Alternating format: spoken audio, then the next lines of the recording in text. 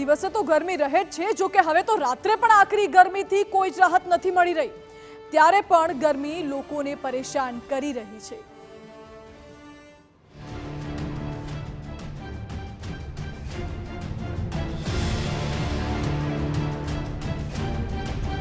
પારાનો પ્રહાર, ગુજરાતમાં હાહાકાર।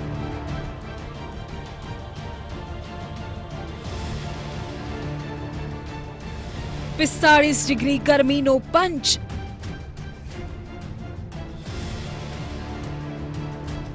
આકાશી આગથી લોકો ત્રાહિમામ।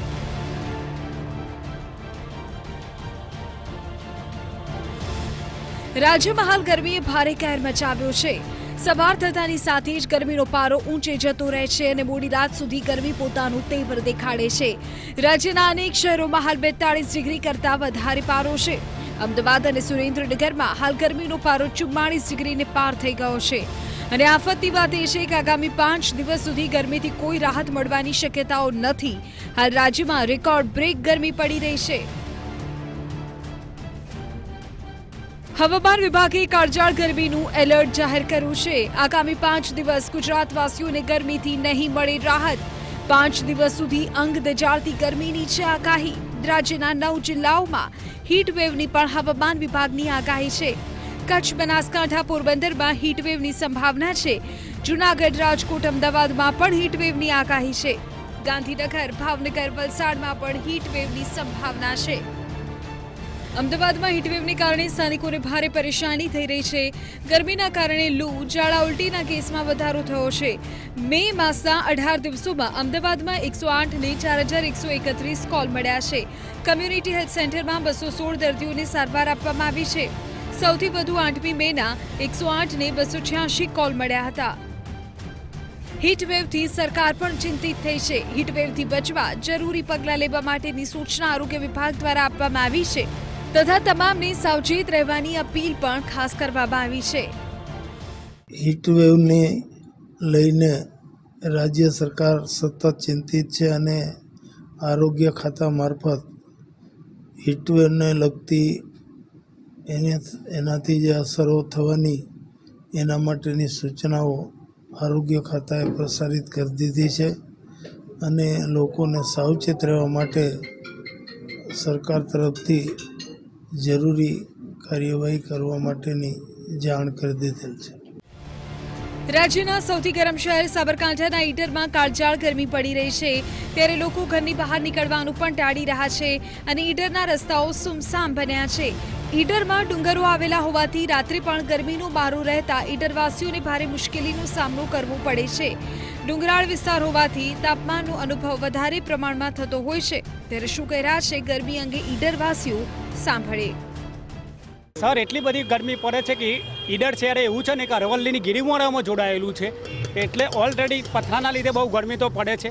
ઓલરેડી અમદાવાદ, ડીસા તો હીટવેવમાં છે। હીટવેવ કરતાં બી આ તો વન વે હીટવેવમાં છે અને એટલી ઘરમાં બી નથી ટકાતું કે બહાર પણ નથી ટકાતું। સાબરકાંઠા જિલ્લામાં ઈડર જાણે કે અગનઘોડાની ભઠ્ઠી સમાન ભાસી રહ્યું છે। છેલ્લા કેટલાક દિવસથી ગરમીના પ્રમાણમાં વધારો થયો છે, જેને લઈને ઈડરના લોકો પણ પરેશાન બની ગયા છે। બપોરે લોકો ઘરની બહાર પણ નીકળવાનું ટાળી રહ્યા છે। લોકો જેમ બને એમ ગરમીમાં તકેદારી રાખવાનો પ્રયાસ કરી રહ્યા છે। અત્યારે હાલ ઈડર શહેરની અંદર એટલી બધી ગરમી છે ને 45 ને પાર પહોંચી ગઈ એવું લાગે છે અને વર્ષોથી અમે તો ઈડરના લોકો તો ડુંગરાળ પ્રદેશ છે ને, સામે ડુંગર છે ને, તે રાત્રે પુષ્કળ રેપ જેબ રહીએ છીએ। પુષ્કળ પ્રમાણમાં ગરમી છે, 45 ડિગ્રીને પાર જાય એવું છે અને અમે દર વર્ષે આ રીતના અનુભવ તો કરીએ જ છીએ ઈડરની અંદર। બનાસકાંઠામાં ગરમીનો પ્રકોપ યથાવત છે। તાપમાનનો પારો 44 ડિગ્રીને પાર પહોંચ્યો છે। લોકો ગરમીથી બચવા જાત જાતના ઉપાયો કરી રહ્યા છે। એવામાં લોકો ગરમીથી બચવા ઠંડા પીણા અને છાશનો સહારો લઈ રહ્યા છે। ગરમીથી બચવા અનેક સેવાકીય સંસ્થાઓ પણ કાર્યરત થઈ છે, જેઓ લોકોને ગરમીથી રાહત મળે તે માટે ફ્રીમાં છાશના તથા પાણીના કેન્દ્રો ચાલુ કર્યા છે। હજુ પણ ગરમી પડી શકે તેવી શક્યતાઓ છે, ત્યારે બિનજરૂરી ગરમીમાં લોકોને બહાર ન નીકળવાની સૂચના પણ આપવામાં આવે છે। અત્યારે તો અંગ દજાડતી ગરમીથી લોકો શેકાઈ રહ્યા છે, ત્યારે ક્યારે વરસાદ આવે અને ક્યારે ગરમીથી રાહત મળે તે એક પ્રશ્ન છે। છેલ્લા 3 દિવસથી અંગ દજાડતી ગરમી બનાસકાંઠામાં પડી રહી છે। આજે પણ ગરમીનો 43 ડિગ્રી જેટલો પારો છે અને આ કાળઝાળ ગરમીમાં પણ લોકો છે એ ગરમીથી પરેશાન છે। ત્યારે સામાન્ય દિવસોમાં આજે પાલનપુરના જે કોજી વિસ્તારના દ્રશ્યો બતાવીશ કે જે સામાન્ય દિવસોમાં આ વિસ્તાર ભરચક હોય છે। અહીંયા જે પ્રકારે વાહન ચાલકો અથવા જે લોકો છે તેમનો આવરો જાવરો હોય છે, પરંતુ આ ગરમીને કારણે અત્યારે જે રસ્તાઓ છે એકલ દોકલ વાહન ચાલકો અથવા તેમના સિવાય સુમસામ ભાસી રહ્યા છે। મહત્વની બાબત એ છે કે આવી કાળઝાળ ગરમીમાં પણ સેવાભાવી સંસ્થાઓ પાલનપુરમાં સક્રિય છે અને સાસ અથવા જે પાણીની જે સંસ્થાઓ હોય છે તેમના દ્વારા સેવાઓ કરાય છે, તેનો પણ લોકો છે એ લાભ લેતા હોય છે। આ તરફ ભાવનગરમાં પણ ગરમીનો પારો 41 ડિગ્રીને પાર પહોંચી ગયો છે। ગરમીના પ્રકોપથી લોકોએ ઘરની બહાર નીકળવાનું ટાળ્યું છે। શહેરના જાહેર માર્ગો બપોરના સમયે સુમસામ જોવા મળે છે। ભાવનગર શહેરમાં સૂર્યનારાયણનો પ્રકોપ સતત વધતો જાય છે। અત્યારે અમે ઊભા છીએ ભાવનગર શહેરના જશોનાથ ચોક ખાતે। આ ખૂબ જ ટ્રાફિકવાળો અને સતત લોકોની અવરજવર વાહનોની અવરજવર વાળો રસ્તો છે, પરંતુ ધીરે ધીરે જેમ સમય પસાર થઈ રહ્યો છે તેમ વાહનો ઓછા થતા જાય છે, લોકો ઓછા થતા જાય છે। અને ગઈકાલની જો વાત કરીએ તો 41 ડિગ્રી ઉપર તાપમાન ગયું હતું, ત્યારે આજે પણ તાપમાનમાં સતત વધારો થઈ રહ્યો છે। લોકો આ પ્રકારના જે રસના ડેપો છે, રસના સ્ટેન્ડ છે, ત્યાં સતત રસ પીવાનું પસંદ કરી રહ્યા છે। અને ભાવનગરના તબીબોની વાત કરીએ તો લોકોને સતત વિનંતી કરી રહ્યા છે કે કોઈ પણ સંજોગોએ બહાર નીકળવાનું ટાળે, બાળકોને બહાર લઈ જવાનું ટાળે, અને જો અનિવાર્ય સંજોગોમાં નીકળવાનું થાય તો પૂરા શરીરને ઢાંકીને નીકળે એવા પ્રકારના વસ્ત્રો પહેરે। ત્યારે અહીંયા રસના ડેપો પર ઊભેલા માણસો સાથે વાત કરશું। શું કહેશો, અત્યારે ગરમી સતત વધી રહી છે ત્યારે? ભાવનગર શહેરમાં સતત આમ તો 8 દિવસથી, એમાં છેલ્લા 3 દિવસથી તો એટલી બધી ગરમી વધી ગઈ છે, છેલ્લા 41-42 ડિગ્રી ઉપર વધારે જઈ રહી છે। તેના માટે અત્યારે ધરતીનો અમૃત પીણું જે રસ એનું અમે સેવન કરીને ઠંડી ગરમીને અમે રક્ષણ મેળવી છીએ। અત્યારે તમારા ડેપો ઉપર અત્યારે સતત ગીર્દી જોવા મળી રહી છે। લોકો ક્યાં સુધી આ પ્રકારના રસ પીવા માટે કેટલા વાગ્યા સુધી સતત આવતા હોય છે? જેમ તડકો પડે એમ વધારે આવ્યા એમ ગરમીના કારણે, અને લાભદાયક કહેવાય રસ અત્યારે માટે એમ। લોકો સતત પ્રયત્ન કરી રહ્યા છે કે કોઈ પણ સંજોગોએ આ ગરમીમાંથી બચવા માટે લીંબુ શરબત, શેરડીનો રસ આ પ્રકારનું સેવન કરી રહ્યા છે। ત્યારે ભાવનગરના તબીબો પણ લોકોને બચવા માટે, ભાવનગરનું તંત્ર પણ સતત લોકોને સતર્ક રહેવા માટે સૂચનાઓ આપી રહી છે, જાહેરાત કરી રહી છે। લોકોને અપીલ પણ તંત્ર દ્વારા કરાઈ રહી છે કે કોઈ પણ સંજોગોએ આ તાપમાં બહાર નીકળવાનું ટાળે। રાજ્યમાં જેમ જેમ ગરમીનો પ્રકોપ વધી રહ્યો છે તેમ તેમ વોટર પાર્કમાં પણ લોકોની ભીડ વધી છે। કાળઝાળ ગરમી સામે રક્ષણ મેળવવા અને વેકેશનની મજા માણવા નાગરિકો વોટર પાર્કમાં ઉમટી પડ્યા।